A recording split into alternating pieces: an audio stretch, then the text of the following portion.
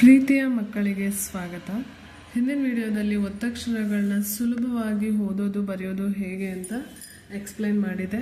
ಅದು ನಿಮಗೆಲ್ಲ ಚೆನ್ನಾಗಿ ಅರ್ಥ ಆಗಿದೆ ಅಂತ ಭಾವಿಸ್ತೀನಿ, ಯಾಕೆಂದರೆ ವ್ಯೂಸ್ ಕೂಡ ಅಷ್ಟೇ ಚೆನ್ನಾಗಿ ಬರ್ತಿದೆ. ಹಾಗಾಗಿ ಮತ್ತಷ್ಟು ಕನ್ನಡ ಪದಗಳನ್ನ ಅಂದರೆ ಒತ್ತಕ್ಷರ ಪದಗಳನ್ನ ಹೇಗೆ ಓದೋದು ಬರೆಯೋದು ಅಂತ ನೋಡೋಣ. ಮೊದಲನೇದಾಗಿ ಸತ್ಕರಿಸು.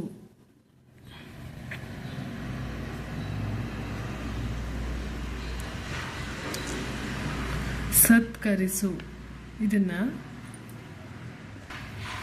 ಈಗ ಹೇಗೆ ಓದೋದು ಬರೆಯೋದು ಅಂತ ನೋಡೋಣ. ಸ ಇಲ್ಲಿ ತ ಅಕ್ಷರಕ್ಕೆ ಕಾವತ್ತಿದೆ, ಸತ್ಕರಿಸು ಆಯ್ತಲ್ವಾ. ಸೊ ಫಸ್ಟ್ ತ ಮೊದಲ ಅಕ್ಷರ ಮೇಲೆ ಏನು ಮೂಲಾಕ್ಷರ ಇದೆಯೋ ಅದನ್ನು ಅರ್ಧಾಕ್ಷರವಾಗಿ ಬರ್ಕೋಬೇಕು. ನೆಕ್ಸ್ಟ್ ಕೆಳಗೆ ಏನು ಒತ್ತಿದೆಯೋ ಅದನ್ನು ಮೇಲಿನ ಅಕ್ಷರದ ಸ್ವರಕ್ಕೆ ಸೇರಿಸಿ ಪೂರ್ಣ ಅಕ್ಷರ ಮಾಡಬೇಕು. ಅಂದರೆ ಕಾವತ್ತಿದೆ, ಇಲ್ಲಿ ತಾಗೆ ಕೊನೆಯಲ್ಲಿ ಆ ಸ್ವರ ಇದೆ, ಹಾಗಾಗಿ ಕ ಪ್ಲಸ್ ಅ ಕ ಆಗುತ್ತೆ. ರೀ ಸಾಕೊಂಬು ಸು, ಸತ್ಕರಿಸು. ಅರ್ಥ ಆಯ್ತಲ್ವಾ? ಯಾವಾಗಲೂ ಒತ್ತಕ್ಷರ ಇರುವಂತಹ ಅಕ್ಷರವನ್ನು ಮೇಲಿನ ಅಕ್ಷರವನ್ನು ಅರ್ಧಾಕ್ಷರವಾಗಿ ಓದಿ ಕೆಳಗೆ ಏನು ಒತ್ತಿದೆ ಅದಕ್ಕೆ ಮೇಲಿನ ಅಕ್ಷರದ ಸ್ವರವನ್ನು ಸೇರಿಸಿ ಪೂರ್ಣ ಅಕ್ಷರವಾಗಿ ಬರೆದು ಓದಬೇಕು. ನೆಕ್ಸ್ಟ್ ವಿದ್ವಾಂಸ. ವಿ ದ ಇಲ್ಲಿ ದಾಗೆ ವಾವತ್ತು ಅನುಸ್ವಾರ ಸ, ವಿದ್ವಾಂಸ. ವಿ ದ್ವಾ ಫಸ್ಟ್ ದ ಸೌಂಡ್ ಬರುತ್ತೆ, ಹಾಗಾಗಿ ದ ಬರೆದು ಕೆಳಗಡೆ ಯಾವತ್ತಿದೆ ವಾ ಒತ್ತಿದೆ ಅದಕ್ಕೆ ಇದರ ಸ್ವರನ ಸೇರಿಸ್ಬೇಕು. ಇಲ್ಲಿ ಆ ಸ್ವರ ಬಂದಿದೆ ವಿದ್ವಾ, ಸೊ ಹಾಗಾಗಿ ವಾ, ಇಲ್ಲಿ ವಾ ಅನುಸ್ವಾರ ಸ. ಎಷ್ಟು ಈಸಿ ಆಯ್ತಲ್ಲ, ತುಂಬ ಈಸಿ ಇದೆ. ನೋಡಿದ್ರಲ್ಲ ಕನ್ನಡ ಎಷ್ಟು ಈಸಿಯಾಗಿ ಒತ್ತಕ್ಷರನ ಬರಿಬೋದು. ನೆಕ್ಸ್ಟ್ ಸ್ಪರ್ಧೆ. ಸಾ ಬರ್ದು ಪಾವತ್ತು, ಧೇ ಬರ್ದು ಅರ್ಕಾವತ್ತು. ಇಲ್ಲಿ ನೀವು ಗಮನಿಸಿ, ಇದನ್ನು ನಾವು ಸ್ಪರ್ಧೆ ಅಂತ ಓದ್ತೀವಿ. ಫಸ್ಟ್ ಸ್ಪಾ ಮೇಲೆ ರ ಸೌಂಡ್ ಬಂತು. ಯಾವಾಗಲೂ ಅಷ್ಟೇ ಅರ್ಕಾವತ್ನ ಮೊದಲು ಪ್ರೊನೌನ್ಸ್ ಮಾಡಿ ನಂತರ ಹಿಂದಿನ ಅಕ್ಷರನ ಪ್ರೊನೌನ್ಸ್ ಮಾಡಬೇಕು. ಆದರೆ ಬರೆಯುವಾಗ ಫಸ್ಟು ಮೂಲಾಕ್ಷರನ ಬರೆದು ನಂತರ ಅರ್ಕಾವತ್ತನ್ನು ಬರೀಬೇಕು. ಸ್ಪರ್ಧೆ. ಸ ಬರ್ದು ಇಲ್ಲಿ ಸ ಅಕ್ಷರಕ್ಕೆ ಆ ಸ್ವರ ಇದೆ, ಇಲ್ಲಿ ಪಾವತ್ತಿದೆ, ಹಾಗಾಗಿ ಪಾ ರ ಧೆ, ಸ್ಪರ್ಧೆ. ಈ ಥರ ನೀವು ಬಿಡಿಸಿ ಬರೆದಾಗ ಒತ್ತಕ್ಷರ ಪದಗಳನ್ನ ಈಸಿಯಾಗಿ ಓದ್ಬೋದು. ನೆಕ್ಸ್ಟ್ ಸತ್ಕಾರ. ಸ ತ ಇಲ್ಲಿ ತಾಗೆ ಕಾವತ್ತು ರ, ಸತ್ಕಾರ. ಸ ತ ಕ ಇಲ್ಲಿ ಕ ರ, ಸತ್ಕಾರ.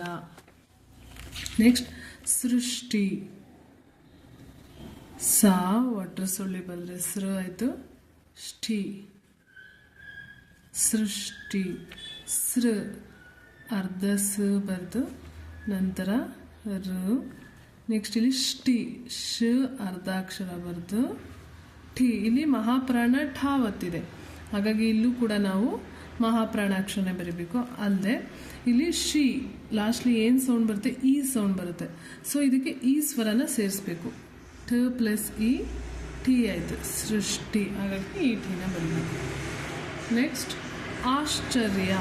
ಆ ಶ ಚ ಯಾ ಬರೆದು ನಂತರ ಅರ್ಕಾವತ್ತು. ಇಲ್ಲೂ ಹಾಗೆ ಗಮನಿಸಿದ್ರಲ್ವ, ಆಶ್ಚರ್ಯ ಫಸ್ಟ್ ಅರ್ಕಾವತ್ತನ್ನ ಪ್ರೊನೌನ್ಸ್ ಮಾಡಿ ನಂತರ ಹಿಂದಿನ ಅಕ್ಷರನ ಪ್ರೊನೌನ್ಸ್ ಮಾಡಿದ್ವಿ. ಆದರೆ ಬರೆಯುವಾಗ ಮೊದಲು ಅಕ್ಷರನ ಬರೆದು ನಂತರ ಅರ್ಕಾವತ್ತನ್ನ ಬರಿಬೇಕು.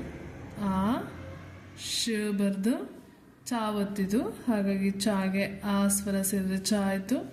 ನೆಕ್ಸ್ಟ್ ರ ಯ, ಆಶ್ಚರ್ಯ. ಈ ಥರ ಬಿಡಿಸಿ ಬಿಡಿಸಿ ಬರೆದು ನೀವು ಕನ್ನಡನ ಈಸಿಯಾಗಿ ಓದೋದನ್ನು ಕಲಿಬೋದು.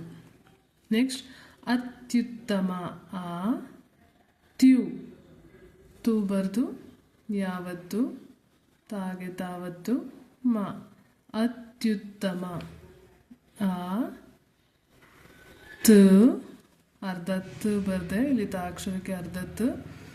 ತ್ಯು ಯು, ಸೊ ಊ ಸೌಂಡ್ ಬರುತ್ತೆ. ಇಲ್ಲಿ ಯಾವತ್ತಿದೆ, ಯಾವತ್ತಿಗೆ ಊ ಸೌಂಡ್ ಸೇರಿದಾಗ ಯು ಆಗುತ್ತೆ.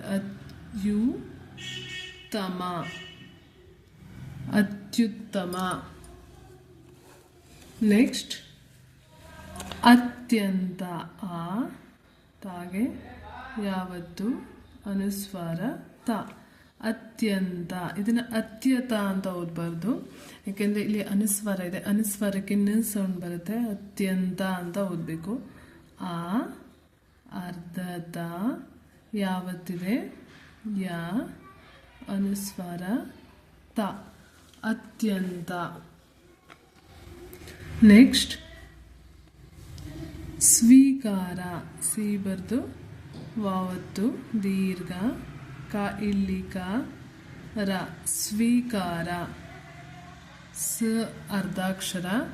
ನೆಕ್ಸ್ಟ್ ವಿ ಅಂತ ಸೌಂಡ್ ಬರುತ್ತೆ, ಹಾಗಾಗಿ ವಿ, ಕ ಇಲ್ಲಿ ಕಾಗೆ ರ, ಸ್ವೀಕಾರ.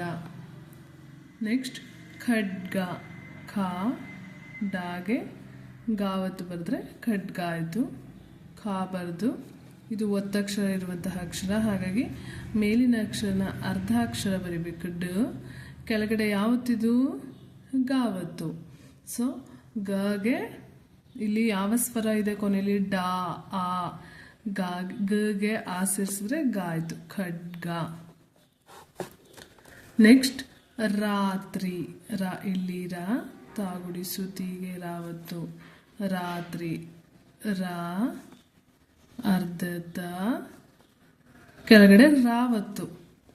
ಅದಕ್ಕೆ ಯಾವಾಗಲೂ ಕನ್ನಡ ಓದೋದಕ್ಕೆ ಬರೆಯೋದಕ್ಕೆ ಕಲಿಯುವಾಗ ನಾವು 3 ಅಂಶಗಳನ್ನ ಕರೆಕ್ಟಾಗಿ ತಿಳ್ಕೊಂಡಿರಬೇಕು. ಯಾವುದ್ಯಾವುದು ಅಂದರೆ ವರ್ಣಮಾಲೆ, ಕಾಗುಣಿತ, ಹಾಗೆ ಒತ್ತಕ್ಷರಗಳು. ಈ 3 ಚೆನ್ನಾಗಿ ನಾವು ಕಲ್ತ್ಕೊಂಡಿದ್ರೆ ಕನ್ನಡ ಬರೆಯೋದಕ್ಕೆ ಓದೋದಕ್ಕೆ ಈಸಿ ಆಗುತ್ತೆ. ಈಗ ನೀವು ಒಂದೊಂದು ಅಕ್ಷರಕ್ಕೂ ಒತ್ತುಗಳನ್ನ ಕಲ್ತ್ಕೊಂಡ್ರೆ ಇದು ಯಾವ ಒತ್ತು ಅಂತ ನೀವು ತಿಳ್ಕೊಳ್ಳೋಕ್ಕೆ ಈಸಿ ಆಗುತ್ತೆ. ಇದು ಯಾವುದು, ಈಗ ರಾವತ್ತು. ಸೊ ಇಲ್ಲಿ ತಿ, ಈ ಸೌಂಡ್ ಬರುತ್ತೆ. ರ ಪ್ಲಸ್ ಇ, ರಿ, ರಾತ್ರಿ. ನೀವು ಈ ವರ್ಣಮಾಲೆ, ಕಾಗುಣಿತ ಹಾಗೆ ಒತ್ತಕ್ಷರಗಳ ಬಗ್ಗೆ ತಿಳ್ಕೊಬೇಕು ಅಂದರೆ ಹಿಂದಿನ ವಿಡಿಯೋಗಳಲ್ಲಿ ತುಂಬ ಬ್ರೀಫಾಗಿ ಹೇಳ್ಕೊಟ್ಟಿದ್ದೀನಿ. ತುಂಬ ವ್ಯೂಸು ಕೂಡ ಚೆನ್ನಾಗಿ ಬಂದಿದೆ. ಆ ವಿಡಿಯೋಗಳನ್ನ ನೀವು ನೋಡಿದ್ರೆ ನಿಮಗೆ ಅರ್ಥ ಆಗುತ್ತೆ. ನೆಕ್ಸ್ಟ್ 4, ನ ಇಲ್ಲಿ ನ, ಲ ಕೊಂಬು ಲೂಗೆ ಕಾವತ್ತು, 4. ನಾ ಲ್, ಇದು ಯಾವತ್ತು ಕಾವತ್ತು. ಕಾವತ್ತಿಗೆ ಇಲ್ಲಿ ಕೊನೆಯಲ್ಲಿ ಯಾವ ಸ್ವರ ಇದೆ, ಉ. ಸೊ ಕ ಪ್ಲಸ್ ಉ, ಕು, 4. ನೆಕ್ಸ್ಟ್ ಎಷ್ಟು, ಎಷ್ಟು ಎ ಬರ್ದು ಅರ್ಧ ಶ, ಹಾಗೆ ಟಾಕೊಂಬು ಟು, ಎಷ್ಟು. ಹಿಂದಿನ ವಿಡಿಯೋದಲ್ಲಿ ಇದನ್ನೆಲ್ಲ ಹೇಳ್ಕೊಟ್ಟಿದ್ದೆ. ಸೊ ಮೊದಲು ಮೇಲಿನ ಅಕ್ಷರಗಳನ್ನು ಅರ್ಧಾಕ್ಷರವನ್ನಾಗಿ ಓದಬೇಕು. ಅಂದರೆ ಆಗಲೇ ನಾನು ಹೇಳ್ಕೊಟ್ನಲ್ಲ, ಮೇಲಿನ ಅಕ್ಷರ ನೋಡಿ, ಇಲ್ಲಿ ಇದು ಒಂದು ಪದ ಪುಷ್ಪ ಅಂತಿದೆ. ಸೊ ಇಲ್ಲಿ ಶ ಅರ್ಧಾಕ್ಷರವಾಗಿ ಬರಿಬೇಕು. ನೆಕ್ಸ್ಟ್ ನಂತರ ಒತ್ತಕ್ಷರಕ್ಕೆ ಮೇಲಿನ ಅಕ್ಷರದ ಸ್ವರ ಸೇರಿಸಿ ಓದಿ. ಅಂದರೆ ಇಲ್ಲಿರೋ ಶ ಅಕ್ಷರಕ್ಕೆ ಪಾವತ್ತಿದೆ, ಇದಕ್ಕೆ ಮೇಲಿರೋ ಅಕ್ಷರದ ಸ್ವರನ ಸೇರಿಸ್ಬೇಕು, ಆಗ ಪಾ ಆಗುತ್ತೆ. ಹೀಗೆ ಹಿಂದಿನ ವಿಡಿಯೋದಲ್ಲಿ ಇಷ್ಟೆಲ್ಲ ಪದಗಳನ್ನ ಹೇಳ್ಕೊಟ್ಟಿದ್ದೆ. ವ್ಯೂಸ್ ಕೂಡ ಚೆನ್ನಾಗಿ ಬಂದಿದೆ, ಕಮೆಂಟ್ಸ್ ಕೂಡ ಮಾಡಿದ್ದೀರಾ, ತುಂಬ ಖುಷಿ ಆಯಿತು. ಈ ಥರ ಇಂಟರಾಕ್ಷನ್ ಇದ್ದರೆ ನಾವು ಮತ್ತಷ್ಟು ವಿಡಿಯೋಗಳನ್ನ ಹೆಚ್ಚು ಹೆಚ್ಚು ಹಾಕೋದಕ್ಕೆ ಉತ್ಸಾಹ ಬರುತ್ತೆ. ಸೊ ಹಾಗಾಗಿ ನಿಮಗೆ ಯಾವೆಲ್ಲ ವಿಡಿಯೋಸ್ ಅವಶ್ಯಕತೆ ಇದೆಯೋ ಅದನ್ನು ನೀವು ಕಮೆಂಟ್ ಮೂಲಕ ತಿಳಿಸಿ, ಅದನ್ನು ನಾನು ನೆಕ್ಸ್ಟ್ ವಿಡಿಯೋದಲ್ಲಿ ಹೇಳ್ಕೊಡ್ತೀನಿ.